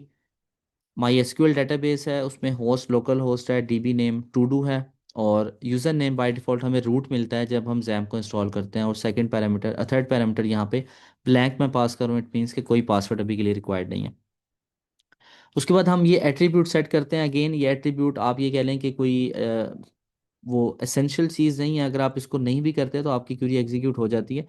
ये जस्ट इसलिए होता है कि अगर डेटाबेस की एग्जीक्यूशन या क्यूरी एग्जीक्यूशन के दौरान कोई भी एरर आए तो उसको प्रॉपरली थ्रो करना है आपने। जैसे हमने वो यूनिक में दूसरी वैल्यू ऐड करने की कोशिश की थी तो उसने पेज को ब्रेक कर दिया था, मतलब पेज इज़ नॉट वर्किंग का मैसेज आ गया था। इट मीन्स कि आपका कोई ना कोई एरर आ गया, ताकि हमें पता लग जाए कि हमारी क्यूरी में कोई ना कोई इशू है। और थर्ड लाइन, ये फर्स्ट लाइन ये हो गई। उसके बाद हमने एट्रीब्यूट सेट कर दिए। उसके बाद हमने क्यूरी लिखी अपनी। सबसे पहले अभी हमने क्यूरी राइट की कि select all data from user select. ये जो स्टैटिक का है ये बेसिकली ऑल का मतलब होता है यहाँ पे। एक्चुअली जो सेंटेक्स है वो है कॉलम नेम। यानी अगर मैं ये कहूँ कि select name email password from users where email is equal to this, तो ये भी ओके है। अगर मैं कहता हूँ कि सिलेक्ट ऑल डाटा, स्टैटिक का मतलब होता है कि ऑल डाटा कि सारी की सारे कॉलम्स को सिलेक्ट करो यूजर्स के टेबल से, और साथ में एक चेक करो कि वो वाली रो ही मेरे पास है जहाँ पे ईमेल उस ईमेल के बराबर हो जो यूजर ने फ्रंट एंड से मुझे ईमेल दिया। ओके। उसके बाद next line statement is equal to PDO prepare query, query को प्रिपेयर करो। सो पहले क्यूरी को प्रिपेयर किया जाता है, उसके बाद क्यूरी को एग्जीक्यूट किया जाता है। सो प्रिपेयर करने के बाद नेक्स्ट लाइन आपके पास आ गई कि क्यूरी को एग्जीक्यूट कर दो। सो जब ये लाइन लाइन नंबर 13 आपकी एग्जीक्यूट होती है, इस टाइम पे आपका डाटा डेटाबेस से आ गया हमारे पास, यानी ये जो हमने डाटा मंगवाने की कोशिश की थी, वो वाला डाटा जहाँ पे ईमेल, यूज़र की ईमेल फ्रंट एंड से जो हमने ऐड की थी वो वाली ईमेल हो, वो हमने मंगवाने की कोशिश की थी, एग्जीक्यूट के साथ ही हमें वो डाटा मिल गया। अब हमने सिर्फ यहाँ पे एक चीज़ की, हमने कहा फैच करो डाटा को और एसोसिएटिव अरे में फैच करो। तो अगर हम ये नहीं करते तो हमने ये देखा था कि डाटा हमारे पास एसोसिएटिव अरे और इंडेक्स्ड अरे दोनों तरह से डाटा हमारे पास आ रहा था। यानी इस हमें डेटाबेस से डाटा कुछ इस तरह से मिलता है कि एक अरे होती है। अब उस अरे के अंदर आपके पास एक सब अरे है, ठीक है। और वहाँ पे यह सब अरे अगर आप ना बनाए तो बेसिकली इस तरह से है कि name is equal to ABC, और फिर ABC पड़ा हुआ है आपके पास, ठीक है, या 1 इज इक्वल टू ABC। तो ABC, सॉरी, जीरो, नेम भी ABC है, जीरो पे भी ABC है। उसके बाद उसने email is equal to let's say abc@gmail.com, और उसके बाद 1 पे भी ईमेल। तो मतलब डाटा को वो डुप्लीकेट कर रहा है इंडेक्स और एसोसिएटिव अरे दोनों में। हम इसको यहाँ पे दोबारा देख लेते हैं, अगर इसमें किसी को कन्फ्यूजन है वो भी क्लियर हो जाएगी। सो मैं फैच करता हूँ, और फैच करने के बाद मैं यहाँ पे इको करता हूँ प्री के टैग को, ताकि थोड़ा नीट फॉर्मेट पे हम इसके रिजल्ट देख लें। प्रिंट आर, प्रिंट आर का मतलब होता है अरे को प्रिंट करो, क्योंकि यूज़र की जो है वो अरे है। और उसके बाद एग्जिट एग्जिट करते हैं हम यहाँ पे, इसको दोबारा से लॉगिन करते हैं। सो ये वो रिकॉर्ड है जो हमें डेटाबेस से मिल रहा है। ID 202, ठीक है, मतलब जीरो के इंडेक्स पे भी 2 है, और एसोसिएटिव अरे में ID पे भी 2 है। नेम XYZ 1 XYZ, डुप्लीकेट, ठीक है। अगेन ईमेल XYZ@gmail, 2 पे भी XYZ@gmail, पासवर्ड पे भी पासवर्ड है, और उसके बाद 3 के इंडेक्स पे भी पासवर्ड है। मीन्स एसोसिएटिव अरे और इंडेक्स्ड अरे, 0 1 वाली अरे भी आ रही है, और एसोसिएटिव अरे जो हमने डिस्कस की थी वो दोनों हमारे पास रिटर्न हो रही है। कंबाइन करके हमारे पास टोटल 6 ये जो बन रहे हैं, सॉरी 6 भी नहीं, 8 बन रहे हैं इंक्लूडिंग ID। ये 8 चीज़ें हमारे पास आ रही हैं। लेकिन अगर मैं यहाँ पे कह दूँ कि मुझे PDO की फैच असोक मीन एसोसिएटिव अरे सिर्फ फैच करो, तो अब यहाँ पे मेरे पास सिर्फ 4 चीज़ें रह जाएंगी, ID, नेम, ईमेल, पासवर्ड। वो 0 1 2 3 वाला कंसेप्ट मेरे पास क्लियर हो गया, वो चीज़ें ख़त्म हो गई यहाँ पे, और एक नीट फॉर्मेट में मेरे पास डाटा आ गया। तो उसके लिए हमने फैच सोक यूज़ की थी, और उसके बाद मैं इसको कोड को ख़त्म कर देता हूँ। उसके बाद हमने यूज़र जो डेटाबेस से आया उसको चेक किया कि कोई ना कोई रिकॉर्ड एग्जिस्ट करता है उस ईमेल के अगेंस्ट। अगर करता है तो आप क्या करो कि पासवर्ड को वेरीफाई करने की कोशिश करो, यानी वो पासवर्ड जो यूज़र ने ऐड किया उसको कंपेयर करो जो पासवर्ड हमें डेटाबेस से मिल रहा है। अब ये डायरेक्ट कंपैरिजन नहीं है, ये इक्वल टू नहीं है, ये ऐसे चेक नहीं कर रहे हम कि इज़ 1 = 1, ऐसे ये इस तरह से चेक नहीं है। ये हैश चेक हो रही है आपकी, कि जो आपके डेटाबेस से हैश निकली है उसको कंपेयर करो बिहाइंड द सीन। इसमें अगेन एक सिक्योरिटी फीचर पूरा चल रहा है जो हमारे सामने विजिबल नहीं है, लेकिन उसको यूज़ करते हुए ही पासवर्ड वेरीफाई हो रहा है। तो पासवर्ड वेरीफाई किया उसने, अगर ये दोनों कंडीशन आपकी फुलफिल हुई तो उसने कहा कि यूज़र को सिंपल वेलकम कर दिया अभी के लिए। सो यहाँ तक आपकी अथेंटिकेशन सक्सेस हो गई, अथेंटिकेशन वाला फ्लो आपका पूरा कंप्लीट है। अब नेक्स्ट यहाँ पे एक चीज़ देखते हैं कि सेशंस क्या होते हैं। सेशन को यूज़ करने से पहले बेसिकली अगर मैं यहाँ पे कहूँ कि एक फ़ाइल मेरे पास है dashboard.php की फ़ाइल, dashboard.php, और इसमें मैं एक सिंपल कोड रखता हूँ, इको कर देते हैं वेलकम टू योर डैशबोर्ड, ठीक है। तो मैं एज्यूम ये कर रहा हूँ कि अब मेरे पास जब यूज़र रजिस्टर हुआ, उसके पास यूज़र लॉगिन हुआ, तो अब लॉगिन करने के बाद यूज़र को मैंने dashboard.php की फ़ाइल पे लाना है, और डैशबोर्ड.php की फ़ाइल पे जो भी मेरा आगे यानी लेट से हमारी फंक्शनैलिटी होगी, जैसे हमने डिस्कस किया था कि एक to do list user create कर सकता है। सो अभी के लिए मैं कह रहा हूँ कि dashboard.php की फ़ाइल पे जब यूज़र आएगा तो मैं कहूँगा वेलकम टू योर डैशबोर्ड, ठीक है। लेकिन मैं मेरी असम्पशन ये है कि यूज़र लॉगिन करने के बाद इस डैशबोर्ड पे आ रहा है। ये एक सिक्योर फाइल है जहाँ पे यूज़र लॉगिन करने के बाद आ रहा है। तो अभी के लिए अगर मैं इस फाइल को यहाँ पे चेक करूँ अपने ब्राउज़र में जाके, मैं यहाँ पे लिखता हूँ dashboard.php, तो मुझे मैसेज प्रिंट हो रहा है वेलकम टू योर डैशबोर्ड, ठीक है। लेट्स से मैं यहाँ पे वापस जाता हूँ और login.html में मैं एक गलत ईमेल और पासवर्ड ऐड कर देता हूँ, ठीक है। लॉगिन किया, इनवैलिड ईमेल और पासवर्ड आ गया। मैंने यूआरएल में डायरेक्टली डैशबोर्ड डॉट पीएचपी लिखा, तो स्टिल मैं डैशबोर्ड को एक्सेस कर पा रहा हूँ। यहाँ पे welcome to your dashboard message आ रहा है। तो अब हमने इसको प्रिवेंट करना है। Basically dashboard dot PHP file पे वो वाला यूज़र आ सकता है जो यूज़र लॉगिन कर चुका है, ठीक है। अदरवाइज यूज़र डायरेक्टली इसको ओपन करे तो यूज़र इस फाइल पे ना आए। अब एक्चुअली जो अथेंटिकेशन का सेकंड स्टेप आप कह लें, हम वो इम्प्लीमेंट करने जा रहे हैं। कि अथेंटिकेशन का फर्स्ट फेज तो ये था कि डेटाबेस से डाटा को चेक करो, और उसके बाद कंपैरिजन के बाद जो है, अगर यूज़र का डाटा एग्जिस्ट करता है, पासवर्ड ठीक ऐड कर रहा है, तो यूज़र को ओके का मैसेज दे दो। नेक्स्ट स्टेप ये है कि अब वो वाली चीज़ यूज़र एक्सेस कर पाए जो अथेंटिकेटेड यूज़र को हमने जिसकी एक्सेस दी थी। लेट से एक एडमिन डैशबोर्ड है, जहाँ पे एडमिन जो है जाके कोई भी अपनी जो है ब्लॉग ऐड करता है। कि अगर ब्लॉग वेबसाइट की एग्जांपल लें, एडमिन वहाँ जाके आर्टिकल पब्लिश करता है। अब अगर एक नॉर्मल यूज़र उस फाइल को एक्सेस करना चाहे जहाँ पे आर्टिकल पब्लिश करने की हमने लॉजिक लिखी है, तो वो उसको सिंपली मैसेज दे कि भाई आप लॉगिन नहीं है, आप लॉगिन करके इस फाइल तक आ सकते हैं। तो वो जो फाइल्स को हम प्रिवेंट करते हैं लॉगिन सिस्टम के साथ, वो किस तरह से करते हैं हम उसको समझते हैं। सो उसके लिए हमें क्या करना होता है कि लॉगिन प्रोसेस लॉगिन के बाद मुझे कोई ऐसी चीज़ यहाँ पे चाहिए जिसको मैं चेक कर सकूं डैशबोर्ड डॉट पीएचपी की फाइल पे कि भाई वो लॉगिन की फाइल से गुजर के आया यूज़र। यानी इस पीस ऑफ कोड में, इस ब्लॉक में बेसिकली जहाँ पे कंडीशन सक्सेस हो रही है, अगर तो इस पीस ऑफ कोड में यूज़र आ गया था, यूज़र लॉगिन हो गया था, उसके बाद ही वो डैशबोर्ड डॉट पीएचपी की फाइल पे आया। तो अब इसका मतलब ये हुआ कि मुझे यहाँ पे एक ऐसी चीज़ यूज़ करनी पड़ेगी जो मेरे पास मल्टीपल फाइलों में चेक हो सके। उसके लिए हम यूज़ करते हैं सेशन। अब सेशन क्या होते हैं?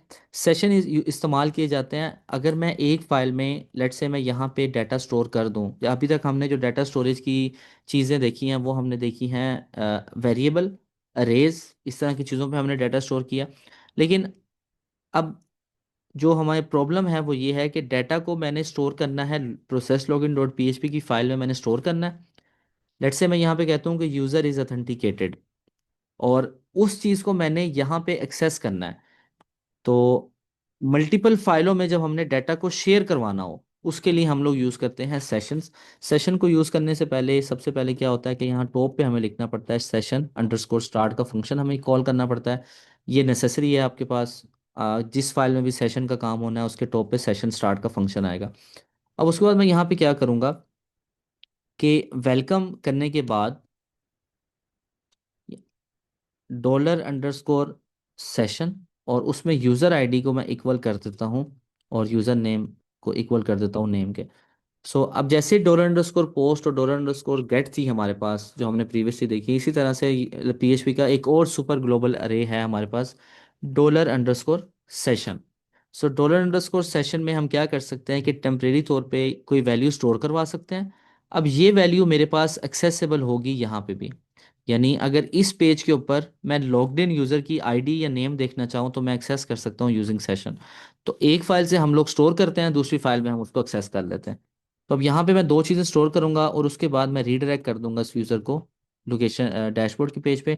रीडायरेक्शन करने के लिए मेरे पास हेडर का फंक्शन यूज़ होता है। हेडर के फंक्शन में हम लोकेशन लिखते हैं, location colon, location L capital आना चाहिए, उसके बाद कॉलन, और देन हम फाइल का नाम देते हैं किस फाइल में आप रीडायरेक्ट करना चाह रहे हो। तो अब मैं ये कह रहा हूँ कि लॉगिन का मैसेज है, लॉगिन का मैसेज करने के बाद उसका डाटा हम लोग सेशन में स्टोर करें, और सेशन में स्टोर करने के बाद यूज़र को रीडायरेक्ट कर दें डैशबोर्ड की फाइल पे। ओके, सो अब यहाँ पे यूज़र जब रीडायरेक्ट होगा तो मुझे यहाँ पे एक चेक लगाना है बेसिकली कि क्या इस फाइल पे जब यूज़र एक्सेस कर रहा है इस फाइल को, तो सेशन में वैल्यू पड़ी है। अगर तो सेशन में वैल्यू पड़ी है तो वेलकम टू योर डैशबोर्ड कहो, अदरवाइज उसको कहो कि भाई आप लॉगिन नहीं हो, आप लॉगिन करो पहले। सो यहाँ पे जो चेक मैंने लगाया कि नॉट इज सेट या नॉट एम्प्टी, सॉरी एम्प्टी कह सकते हैं या नॉट इज सेट। इस सेट का मतलब है कि क्या सेशन अंडरस्कोर यूजर आईडी की वैल्यू को सेट किया गया है कहीं से।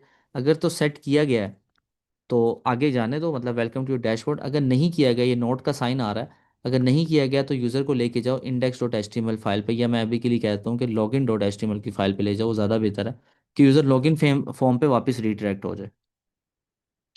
तो अब हम इसको ज़रा चेक करते हैं। सबसे पहले मैं डैशबोर्ड डॉट पी की फ़ाइल को एक्सेस करूँगा। मेरे पास यूआरएल चेंज हो गया login dot H T M L पे, मतलब वो मुझे वो फाइल एक्सेस नहीं करने दे रहा।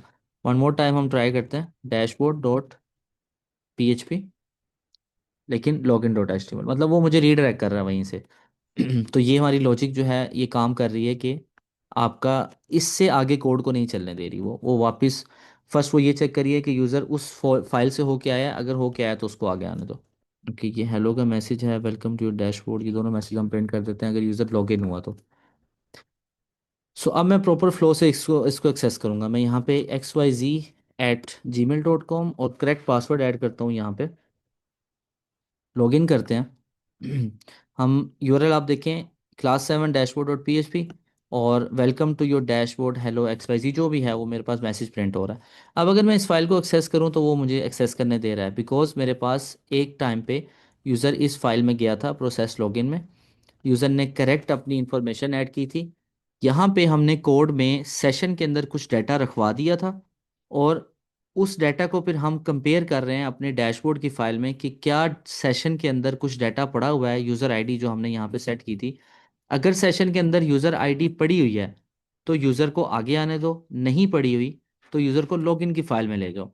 अब हमें ये कैसे पता लगा कि पड़ी हुई है तो यूज़र ऑथेंटिकेटेड है? क्योंकि हमने जहाँ पे सेशन में डाटा को रखा है वो ये जगह है, ये प्रोसेस लॉगिन में। आफ्टर ऑथेंटिकेशन इस पीस ऑफ कोड में हमने सेशन के अंदर कुछ वैल्यू रख दी, और उस वैल्यू को अब हम कंपेयर करवा रहे हैं। तो इट मीन्स कि यूज़र यहाँ से होके गया। अगर यूज़र यहाँ से होके गया, यूज़र ऑथेंटिकेट हो चुका है, डैशबोर्ड की फाइल में ले जाओ।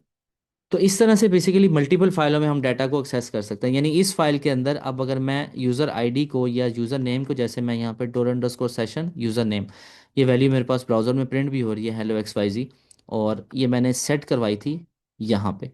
तो सेशन का मकसद ये होता है कि एक PHP की फाइल में आपने डाटा को स्टोर किया, अब आपके पास सेशन का डाटा सारी PHP की फाइलों में एक्सेसिबल है। इस टाइम प्रोसेस रजिस्टर, डैशबोर्ड.php, लॉगिन.php, सब भी ये सब पे डाटा ये एक्सेसिबल है।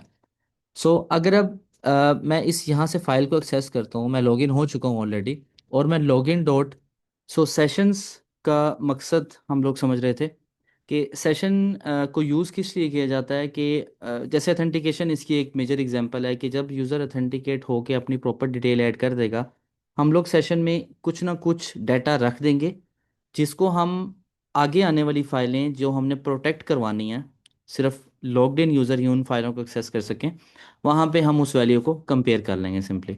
तो यूज़र आईडी और यूज़र_आईडी और यूज़र_नेम, ये दोनों चीज़ें हमने सेशन में रखवा दी। उसको हमने इक्वल कर दिया जो डेटाबेस से डाटा आया था उस यूज़र की आईडी और यूज़र के नेम के, और डैशबोर्ड.php की फाइल में फिर हमने उसको चेक कर लिया यहाँ पे कि सेशन में अगर वैल्यू सेट है तो यूज़र को आगे आने दो, नहीं सेट तो यूज़र को लॉगिन डॉट एचटीएमएल में ले जाओ। अब इसी तरह से यहाँ पे अगर मैं लॉगिन डॉट एचटीएमएल फाइल को एक्सेस करता हूँ तो अभी के लिए मेरे पास login dot HTML file access हो रही है, जो कि नहीं होनी चाहिए थी, क्योंकि अगर मैं टेक्निकली देखूँ तो मैंने एक बार लॉगिन कर लिया है। अब लॉगिन डॉट एचटीएमएल फाइल भी मेरे पास प्रोटेक्ट होनी चाहिए, डायरेक्टली मैं इस फाइल पे ना आ सकूँ। तो उसके लिए मुझे क्या करना होगा कि यहाँ पे जो basically login dot HTML file है, इसको सबसे पहले तो मुझे PHP में चेंज करना है। इसको रीनेम करेंगे यहाँ से हम login.php, और अब यहाँ पे मैं एक चेक लगाऊंगा login.php फाइल के टॉप पे। अब ये PHP की फाइल है तो मैं यहाँ पे PHP की कोड लिख सकता हूँ, पहले ये HTML फाइल थी।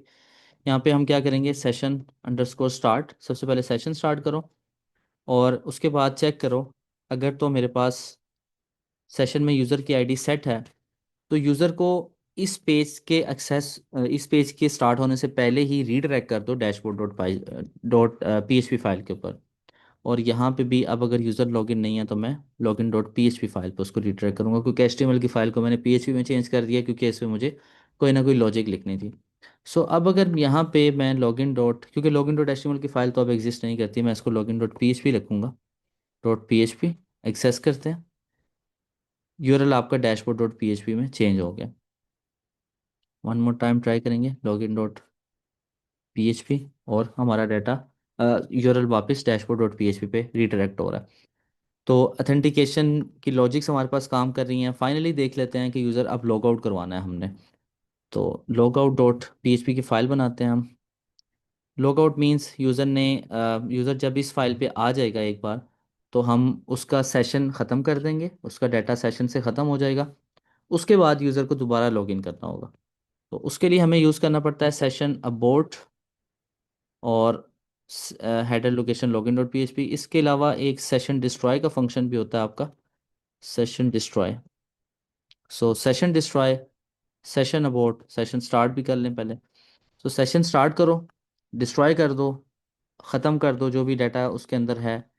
इन दोनों फंक्शंस की आई थिंक सो थोड़ा सा डिफरेंस होता है डिस्ट्रॉय और अबॉर्ट में। एग्जैक्टली अभी मेरे माइंड में नहीं आ रहा कि डिस्ट्रॉय और अबॉर्ट में क्या डिफरेंस है, लेकिन आई थिंक सो होता है क्योंकि हम दो लाइनें यहाँ पे यूज़ कर रहे हैं। ये मुझे सजेस्ट भी कर रहा है वीएस कोड भी कि डिस्ट्रॉय और अबॉर्ट दोनों को यूज़ करो। लेकिन कोई एक लाइन भी अगर आप लिखते हैं तो आपका काम हो जाता है, यानी डिस्ट्रॉय भी अगर आप करते हैं तो सेशन खत्म हो जाता है। और उसके बाद उसको लेके जाओ लॉगिन डॉट पीएचपी में। तो मैं यहाँ पे अभी log out dot P H P file access करूँगा। Log out dot P H P, मैं जैसे ही इसे एडिट करूँगा वो वापस मुझे login dot P H P में ले आया। Login dot P H P access हो रही है, लेकिन अगर मैं dashboard dot P H P को एक्सेस करना चाहूँ तो वो मुझे दोबारा login dot P H P पे लेके आएगा। डैशबोर्ड की स्पेलिंग गलत है हमारे, dashboard dot P H P, login dot P H P. तो अब टेक्निकली देखा जाए तो हमारे पास फाइलें प्रोटेक्टेड हैं। Like login dot P H P की फाइल एक लॉगिन होने के बाद यूज़र नहीं खोलेगा, ठीक है। और dashboard dot P H P की फाइल लॉगिन किए बगैर यूज़र नहीं खोलेगा। अगर खोलने की कोशिश करेगा तो वो उसको रीडायरेक्ट कर देगा login dot P H P पे। अगर एक यूज़र लॉगिन होने के बाद लॉगिन डॉट पीएचपी को दोबारा एक्सेस करेगा तो वो उसको डैशबोर्ड पे लेके जाएगा। तो इस तरह से हमारे डिफरेंट राउट प्रोटेक्टेड हो जाते हैं, हमारे डिफरेंट यूआरएल्स प्रोटेक्टेड हो जाते हैं कि आपने लॉगिन कर दिया, नेक्स्ट टाइम आप वेबसाइट पे आओगे तो वो आपको डायरेक्टली डैशबोर्ड में ले जाएगा। आप लॉगिन फॉर्म पे जाने की कोशिश करोगे, नहीं जाने देगा। आप डैशबोर्ड से लॉग आउट कर दोगे, ठीक है, अब आप दोबारा लॉगिन कर लें। तो ये पूरा जो फ्लो होता है ऑथेंटिकेशन का, इसके बिहाइंड द सीन यही लॉजिक चल रही होती है कि यूज़र का डाटा डेटाबेस में रखो, उसके बाद डाटा को वैलिडेट करो। जब यूज़र लॉगिन करना चाह रहा है, अथेंटिकेट करो प्रॉपर पासवर्ड ईमेल से। अथेंटिकेट हो गया, सेशन में कोई ऐसा डाटा रख दो जिसकी बेसिस पे आप बाकी फाइल्स के अंदर चेक लगा सको कि भाई ये डाटा जो है सेशन में पड़ा हुआ है, इसका मतलब है यूज़र लॉगिन है। नहीं पड़ा हुआ, यूज़र लॉगिन नहीं हुआ। सो आई थिंक सो हमने तीन मेजर टॉपिक्स, दो मेजर टॉपिक्स क्लियर करने थे, लेकिन साथ में सेशन कवर करवाना इसलिए ज़रूरी था कि कल वाली क्लास में सेशन का काफ़ी यूज़ है। वो टू डू लिस्ट की जो हमने पूरी एक प्रोजेक्ट, मिनी प्रोजेक्ट बनाना है कल, उसमें सेशन हम बार बार चेक कर रहे होंगे कि डिफरेंट फाइलों में, यानी सेशन आपके पास सेशन में डाटा है नहीं है। तो डेटाबेस हमने देख ली, उसके बाद रजिस्ट्रेशन का फ्लो हमने देख लिया, कैसे डाटा को डेटाबेस में रखवाया जाता है। और उसमें यहाँ पे हमने पासवर्ड हैश की टेक्निक भी देखी कि पासवर्ड हैश क्यों यूज़ किया जाता है। अब इससे यहाँ पासवर्ड डिफ़ॉल्ट रखा हुआ है, हमने पासवर्ड बी क्रिप्ट रखा था। तो बी क्रिप्ट का मैंने आपको बताया था, वो इससे एडवांस फॉर्म है, हम वो भी यूज़ कर सकते हैं। उसके बाद ये जो प्लेस होल्डर हैं वैल्यूज़ के अंदर question mark question mark question mark, और उसके बाद एग्जीक्यूट के टाइम पे आपने तीन वैल्यूज़ दी हैं, ये भी एक्सेसिबल है, जिस तरह से हमने किया था वो भी एक्सेसिबल है। डिफरेंस ये होता है कि अगर आप पहले प्लेस होल्डर डिफाइन करना चाहें, डेट वैल्यूज़ को बाद में रखना चाहें, तो वो एक थोड़ा नीट वे होता है, लेकिन अगर डायरेक्टली वैल्यूज़ को रखें तब भी वो उसको सिस्टम एक्सेप्ट करता है। आफ्टर डैट लॉगिन और पेज प्रोटेक्शन कैसे काम करती है कि सेशन स्टार्ट किया आपने, वैल्यूज़ को कंपेयर किया, पासवर्ड वेरीफाई, ये सारी चीज़ें हमने कवर अप कर ली हैं। उसके बाद यूज़र को रीडायरेक्ट कर दो डैशबोर्ड की फाइल में। ओके, क्लास 4 कल हम स्टार्ट करेंगे। आज के लेक्चर की जो तीन मेजर चीज़ें थी, sessions means file protection, authentication और रजिस्ट्रेशन। डेटाबेस की दो क्यूरीज को हमने समझा है, डेटाबेस में डाटा को रखा कैसे जाता है, इंसर्ट कैसे किया जाता है, और डेटाबेस से डाटा को निकाला कैसे जाता है, यानी सेलेक्ट कैसे किया जाता है। डेटाबेस में एक टेबल कैसे बनाया जाता है, स्कीमा कैसे डिफाइन करते हैं, बाय डिफ़ॉल्ट एक कॉलम एआई यानी कि ऑटो इंक्रीमेंट और प्राइमरी की रखना होता है। ईमेल को अगर हमने for for validation, sorry, for authentication use करना है तो फिर ईमेल को हमें यूनिक की रखना होगा। और उसके अलावा हमने जो है स्कीमा डिफाइन कर लिया। डेटाबेस आई थिंक सो हमारा जो इनिशियल डेटाबेस की चीज़ें थी वो कवर अप है। यहाँ पे अगर किसी का भी कोई क्वेश्चन है वो पूछ सकते हैं, अदरवाइज लेक्चर को वाइंड अप करते हैं। और इंशाल्लाह जो है कल हम अपना फर्स्ट प्रोजेक्ट एक प्रॉपर बनाएंगे टू डू लिस्ट का। उसमें हम ऑफ कोर्स ए की भी हेल्प लेंगे क्योंकि हम वीएस कोड यूज़ कर रहे हैं। तो क्विकली अब हम चीज़ों को कैसे बिल्डअप करेंगे, क्योंकि हमें पता लग गया डेटाबेस कैसे काम कर रही है, वेरिएबल अरेज क्या होते हैं, फंक्शंस क्या होते हैं। हमारे जो कोर फाउंडेशन थी ऑलमोस्ट वो क्लियर होती जा रही हैं। और अब हम एआई का यूज़ करना स्टार्ट करेंगे कि अब क्विकली हमने एक प्रोजेक्ट बनाना है, तो स्पीड अप कैसे करेंगे हम अपनी चीज़ों को। Thank you everyone for joining the class, इंशाल्लाह कल मुलाकात होगी।